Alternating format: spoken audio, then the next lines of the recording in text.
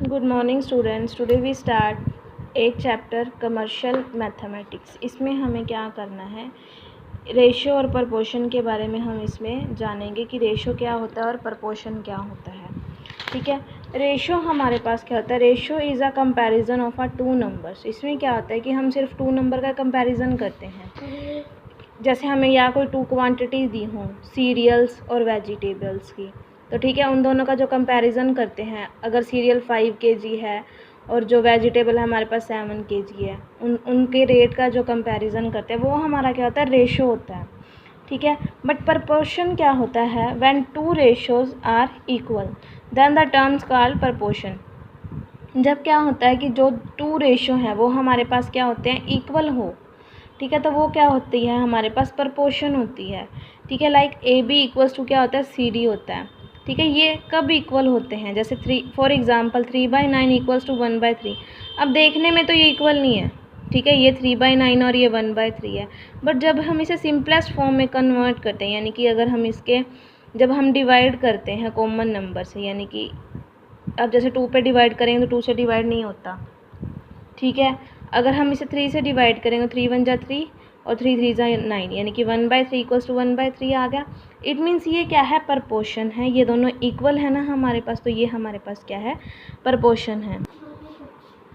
So now we start first sum, find whether the following ratios are in proportion और not. अब हमें ये बताना है कि इनमें से हमारे पास जो ये गिवन फ्रैक्शंस है या गिवन रेशियोज है हमारे पास, इनमें से कौन सा प्रपोर्शन है और कौन सा प्रपोर्शन नहीं है। जैसे हमारे पास फर्स्ट क्या है, 4/10 एंड 2/5।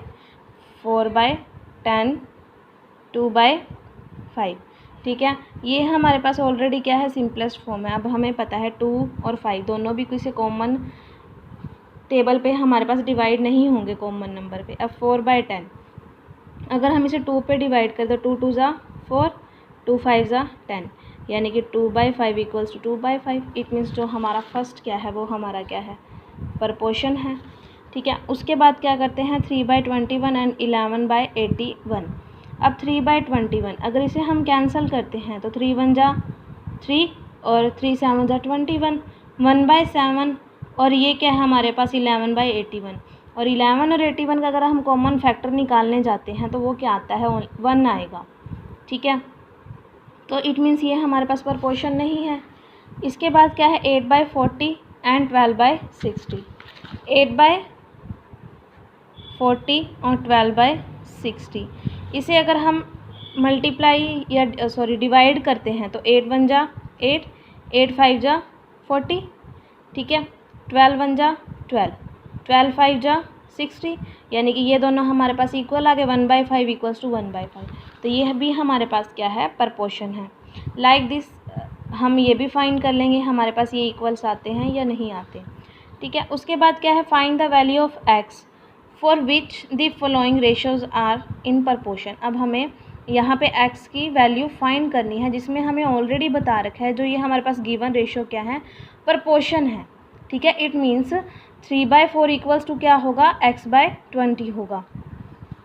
ठीक है, तो जो हमारे पास गिवन कंडीशन है 3/4, ठीक है, और x रेशो 20, ये हमारे पास दोनों क्या है, प्रपोर्शन में है। और प्रपोर्शन की प्रॉपर्टी क्या होती है, a/b इक्वल्स टू c/d, यानी कि दोनों जो क्वांटिटीज़ होती हैं, दोनों रेशियोज़ होते हैं हमारे पास क्या होते हैं, सेम होते हैं, इक्वल होते हैं।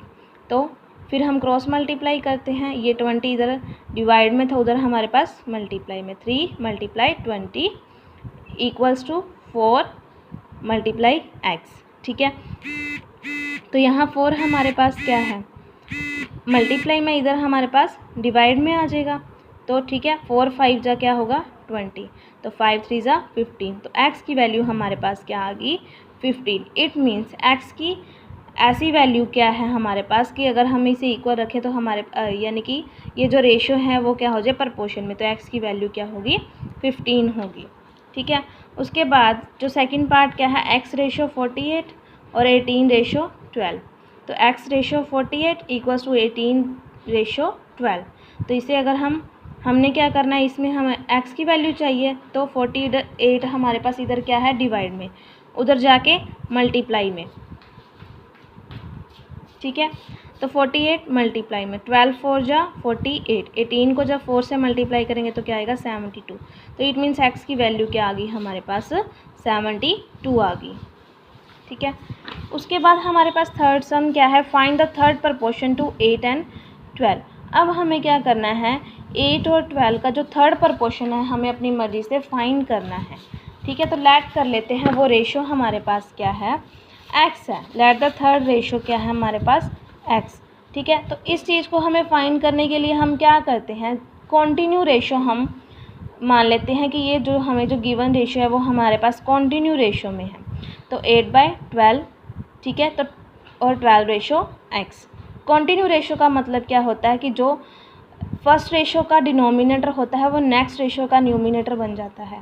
ठीक है, तो 8/12 इक्वल्स टू 12/x। तो 8 मल्टीप्लाई एक्स, 12 मल्टीप्लाई 12। 8 हमारे पास इधर मल्टीप्लाई में, इधर हमारे पास डिवाइड में।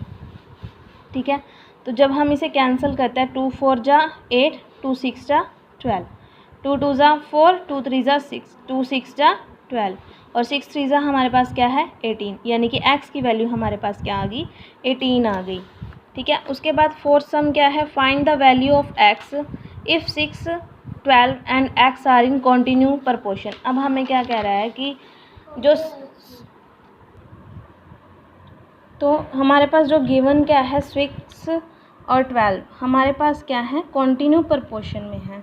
तो अभी मैंने आपको बताया कॉन्टिन्यू प्रपोर्शन क्या होता है कि जो फर्स्ट रेशियो का डिनोमिनेटर होता है वो नेक्स्ट रेशियो का न्यूमिनेटर बन जाता है। तो 6 रेशो 12 रेशो 12 रेशो एक्स, तो 6/12 इक्वल्स 12/x। तो 6 मल्टीप्लाई एक्स, 12 मल्टीप्लाई 12 एक्स। हमें एक्स की वैल्यू फाइंड करनी है।